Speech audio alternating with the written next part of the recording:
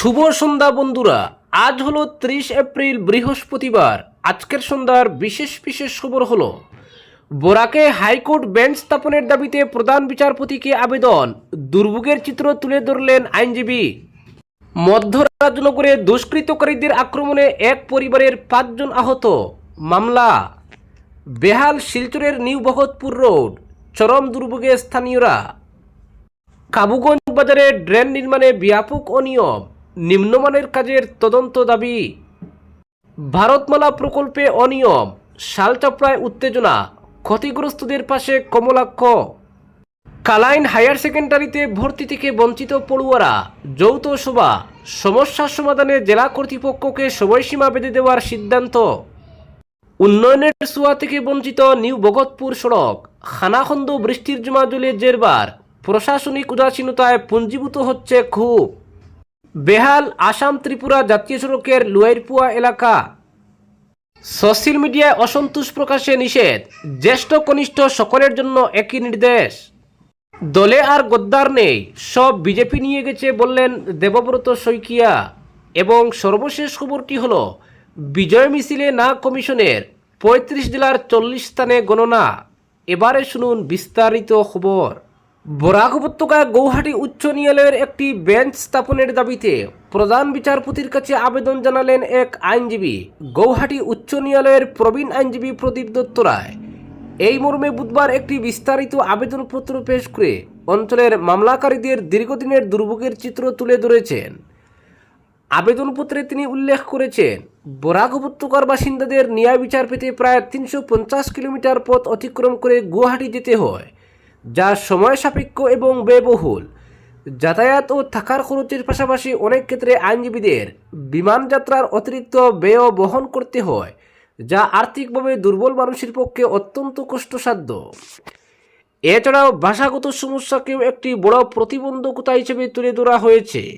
বরাক উপত্যকায় বাংলা ভাষা প্রচলিত হলেও গুয়াহাটিতে অসমীয়া ভাষার প্রাধান্য থাকায় অনেক মামলাকারী সঠিকভাবে যোগাযোগ করতে পারেন না, ফলে মামলার যথাযথ উপস্থাপনা ব্যাহত হয়। আবেদনপত্রে আরও বলা হয়েছে, এই অঞ্চল থেকে আগত বহু মামলা দেওয়ানি প্রকৃতির হওয়ায় বারবার আদালতে হাজিরা দিতে হয়, কিন্তু আর্থিক ও ভৌগোলিক সীমাবদ্ধতার কারণে অনেকেই শুনানিতে উপস্থিত থাকতে পারেন না, যার ফলে মামলা খারিজ হয়ে ন্যায় বিচার থেকে বঞ্চিত হওয়ার আশঙ্কা তৈরি হয়। আইনজীবীর দাবি, বর্তমানে গৌহাটি উচ্চ ন্যায়ালয়ে বিচারাধীন মামলার প্রায় 30% বরাক উপত্যকা থেকে আসে। ফলে শিলচরে একটি বেঞ্চ স্থাপন করা হলে একদিকে যেমন মামলাকারীদের দুর্ভোগ কমবে, অন্যদিকে মূল আদালতের উপর চাপও হ্রাস পাবে। পরবর্তী খবরটি হলো বেহাল শিলচরের চেংকুড়ি রোড সংলগ্ন নিউ ভগতপুর এলাকার রাস্তা। দীর্ঘদিন ধরে জরাজীর্ণ অবস্থায় থাকা এই সড়ক বর্ষা এলেই কার্যত চলাচলের অযোগ্য হয়ে উঠছে, যার ফলে চরম ভোগান্তিতে পড়ছেন স্থানীয় বাসিন্দা ও পথচারীরা।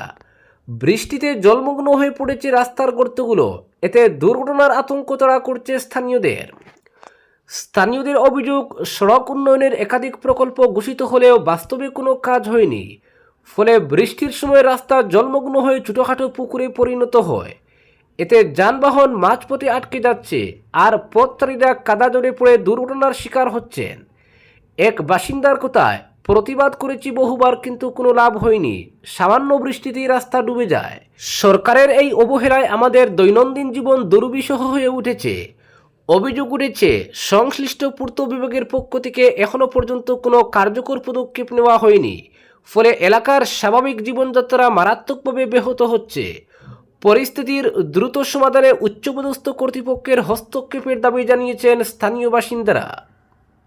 পরবর্তী খবরটি হলো ধলাই থানা অধীন মধ্যরাজনগরে দুষ্কৃতকারীদের আক্রমণে এক পরিবারের 5 জন লোক আহত হয়েছেন, এর মধ্যে 2 জনের অবস্থা গুরুতর। ঘটনাটি ঘটেছে আজ বেলা 11টা নাগাদ।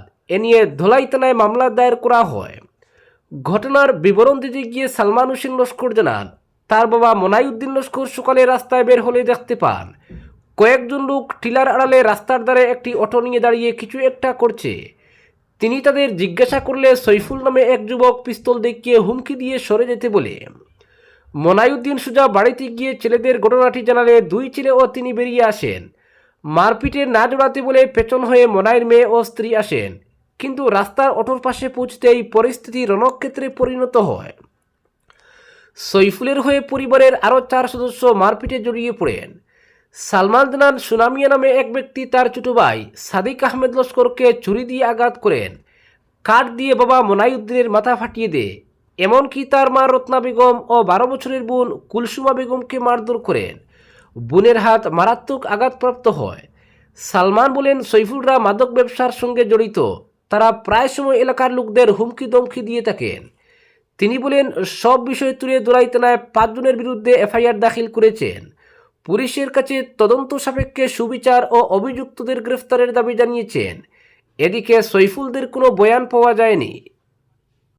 পরবর্তী খবরটি হলো, সামাজিক মাধ্যমে বিতর্কিত মন্তব্য ঘিরে চলা জল্পনার মধ্যেই দলীয় শৃঙ্খলা মানার বিষয়ে কড়া বার্তা দিলেন প্রদেশ বিজেপি সভাপতি দিলীপ শইকিয়া। তিনি স্পষ্ট করে জানিয়েছেন, জ্যেষ্ঠ হন বা কনিষ্ঠ, দলীয় অনুশাসন অমান্য করলে জবাবদিহি করতেই হবে, কারোর জন্য ব্যতিক্রম নয়। প্রাথমিকভাবে মঙ্গলবার এই বিষয়ে অবস্থান স্পষ্ট করার পর বুধবার ফের মন্তব্য করেন দিলীপ শইকিয়া। দলীয় রাজ্য কার্যালয়ে সাংবাদিকদের মুখোমুখি হয়ে তিনি বলেন, ফেসবুক বা টেলিভিশনে গদ্দার এই ধরনের শব্দ ব্যবহার করা বিজেপির সংস্কৃতি নয়। দলের প্রত্যেক কর্মীকে অনুশাসন মেনে চলতেই হবে। কারো কোনো অসন্তোষ থাকলে তা লিখিতভাবে দলের কাছে জানাতে পারেন, কিন্তু প্রকাশ্যে এই ধরনের ভাষা ব্যবহার করা গ্রহণযোগ্য নয়।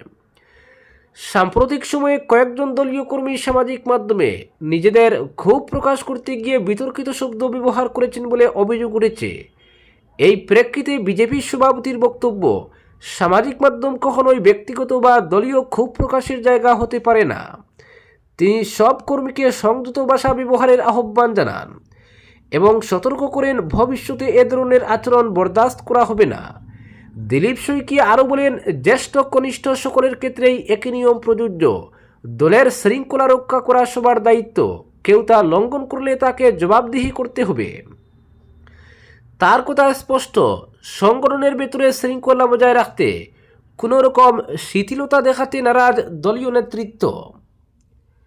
এই প্রসঙ্গে তিনি পরোক্ষে দলের 2 পরিচিত মুখ রঞ্জিত কুমার দাস এবং দিগন্ত কলিতার মন্তব্যের দিকেও ইঙ্গিত করেন। সম্প্রতি সামাজিক মাধ্যমে তারা বিতর্কিত মন্তব্য করে প্রতিক্রিয়া জানিয়েছিলেন, যা নিয়ে রাজনৈতিক মহলে আলোচনা শুরু হয়। যদিও সরাসরি নাম না করে শইকিয়া বলেন, কেউ যদি টিকিট না পেয়ে অসন্তুষ্ট হন সেটা প্রথমে স্বাভাবিক, কিন্তু ভোটের সময়ে সেই অসন্তোষ প্রায় মিটে যায়। তাই এই ধরনের শব্দ ব্যবহার করা উচিত নয়। তিনি আরও যোগ করেন, এই ধরনের ভাষা বিজেপির নয়। আজ থেকেই এই ধরনের শব্দ ব্যবহার বন্ধ করতে হবে। দলের সব স্তরের কর্মীর উদ্দেশ্যে তার বার্তা, সংগঠনের ভাবমূর্তি রক্ষায় সংযম ও দায়িত্বশীল আচরণ অত্যন্ত জরুরি। পরবর্তী খবরটি হলো, ভোট গণনা নিয়ে প্রস্তুতি নিচ্ছেন রাজ্যের নির্বাচন আধিকারিক অনুরাগ গোয়েল। এক সাংবাদিক সম্মেলনে গোয়েল জানান, 4 মে রাজ্যের 35টি জেলার 40টি স্থানে ভোট গণনা অনুষ্ঠিত হবে। ভোট গণনা শুরু হবে সকাল 8টা থেকে। তিনি জানিয়ে দিয়েছেন, এবার জয়ী প্রার্থীরা নিজের খেয়াল খুশি মতো বিজয় মিছিল বের করতে পারবেন না। গোয়েল বলেন, 126টি বিধানসভা কেন্দ্রে ভোট গণনায় 1 জন করে পর্যবেক্ষক নিয়োগ করা হয়েছে। রাজ্যের বাইরের IAS অফিসার এই পর্যবেক্ষকের দায়িত্বে থাকবেন। ভোট গণনার কাজে নিয়োজিত হবেন 5981 জন গণনাকারী অফিসার। 2348 জনকে মাইক্রো অবজারভার হিসেবে নিয়োজিত করা হয়েছে। মাইক্রো অবজারভার হিসেবে কেন্দ্রীয় সরকারি কর্মচারীকে দায়িত্ব দেওয়া হয়েছে। স্ট্রং রুমের সুরক্ষা নিয়ে বিরোধী দলগুলি বিভিন্ন সময়ে অভিযোগ করে এসেছে। এ প্রসঙ্গে রাজ্যের মুখ্য নির্বাচন আধিকারিক জানান, স্ট্রং রুমের নিরাপত্তা কঠোর করা হয়েছে। 30 স্তরের নিরাপত্তার জন্য 25 কোম্পানি নিরাপত্তারক্ষী নিয়োজিত রয়েছে। এছাড়াও ভোট গণনার দিন অতিরিক্ত নিরাপত্তা বাহিনী মোতায়েন করা হবে বলে জানান অনুরাগ গোয়েল। পরবর্তী খবরটি হলো, আমাদের দলে থাকা গদ্দারগুলোকে দলে সাদরে নিয়ে গেছে বিজেপি, তাই আমাদের দলে আর গদ্দার নেই এটা নিশ্চিত। নাজিরা কেন্দ্রের কংগ্রেস প্রার্থী তথা আসাম বিধানসভার বিরোধী দলনেতা দেবব্রত শইকিয়া এই মন্তব্য করেছেন। তিনি আরও বলেন, কাল আমি একবার জিজ্ঞেস করেছিলাম আমাদের দলে এখনও আছে নাকি, কোথাও 1-2টা পড়ে থাকতে পারে সেটা জানি না, কিন্তু বিজেপি আর অগপয় প্রচুর গদ্দার বেরিয়েছে।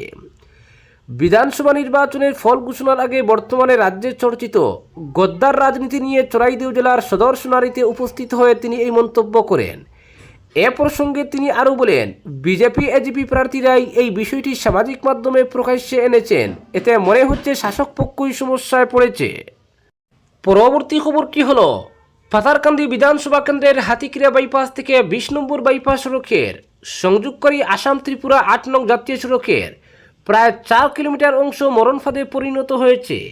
ফলে ওই সড়ক দিয়ে ছোট বড় গাড়ি চলাচল সহ নিত্য পথযাত্রীরা চরম অসুবিধার মুখে পড়েছেন। এছাড়াও স্কুল কলেজ পড়ুয়ারাও সমস্যার সম্মুখীন হচ্ছে। সড়কের উপর রয়েছে ছোট বড় মাঝারি আকারের গর্তের মিছিল, অথচ এই সড়কটি হচ্ছে আসাম ত্রিপুরার সড়কপথে যোগাযোগের একমাত্র লাইফলাইন। স্থানীয় সূত্রে জানা গেছে, ভারতমালা প্রকল্পের কাজের জন্য আসাম আগরতলা বাইপাসে প্রায় 1 বছর ধরে নতুন কালভার্ট নির্মাণের জন্য পথটি অস্থায়ীভাবে বন্ধ রাখা হয়েছে। ফলে স্বাভাবিকভাবে বাড়তি চাপ পড়ছে 8 নং জাতীয় সড়কে। এছাড়াও রয়েছে অত্যাধিক সামগ্রী বোঝাই লরির দখল। প্রায় বছর দেড়েক থেকে জিবি কনস্ট্রাকশন কর্তৃক মেরামত করা জাতীয় সড়কের ওই অংশটি ফের বেহাল হয়ে পড়ে। স্থানীয় জনগণ জানান, বাইপাসের কালভার্ট নির্মাণ করার জন্য শুকনো মরশুমে 3 মাসের জন্য ওই সড়ক বন্ধ করে 8 নং জাতীয় সড়ক দিয়ে সব ধরনের যানবাহন চলাচল অনুমতি দেওয়া হয়। শুকনোর মরশুম পেরিয়ে বর্ষা এলেও কাজ সম্পন্ন হয়নি। এছাড়া কাজের বরাদপ্রাপ্ত সংস্থা জাতীয় সড়ক মেরামতো করেনি। ফলে জাতীয় সড়কের অবস্থা বেহাল হয়ে পড়েছে। শীঘ্রই এই সড়ক মেরামত করা না হলে যে কোনো সময় ত্রিপুরার সঙ্গে আসামের যোগাযোগ বিচ্ছিন্ন হতে পারে বলেও আশঙ্কা প্রকাশ করেছেন তারা। পরবর্তী খবরটি হল, ভারতমালা প্রকল্পের কাজে অনিয়মের অভিযোগকে কেন্দ্র করে কাছাড় জেলার কাঠিগড়া বিধানসভার অন্তর্গত শালচাপড়া এলাকায় চরম উত্তেজনা সৃষ্টি হয়েছে। অপরিকল্পিত নির্মাণের ফলে জনজীবনে ব্যাপক দুর্ভোগ নেমে এসেছে বলে অভিযোগ স্থানীয় বাসিন্দাদের। স্থানীয় সূত্রে জানা গেছে, সঠিক পরিকল্পনা ছাড়াই রাস্তা ও ড্রেন নির্মাণ করায় এলাকার স্বাভাবিক জল নিষ্কাশন ব্যবস্থা ব্যাহত হয়েছে। ফলে অল্প বৃষ্টিতে জলাবদ্ধতার সৃষ্টি হচ্ছে এবং বিভিন্ন স্থানে ভাঙনের আশঙ্কা দেখা দিয়েছে। বিশেষ করে শালচাপড়া তৃতীয় খণ্ডের বেড়াবাগ টুকুর গ্রামে প্রায় 300 মিটার রাস্তা জলমগ্ন হয়ে পড়েছে। এলাকাবাসীর দাবি, অন্তত 15 থেকে 17টি পরিবার বর্তমানে চরম ঝুঁকির মধ্যে রয়েছে। পাশাপাশি বৃহত্তর এলাকায় শতাধিক পরিবার ঘরছাড়া হওয়ার আশঙ্কার দিন কাটাচ্ছেন। ড্রেন নির্মাণের নামে মাটি কাটলেও কার্যকর জল নিষ্কাশনের ব্যবস্থা না থাকায় জমে থাকা পানি ছোট জলাশয়ে পরিণত হয়েছে বলে অভিযোগ। অনেকেই ক্ষতিপূরণ না পাওয়ার বিষয়ে ক্ষোভ প্রকাশ করেছেন।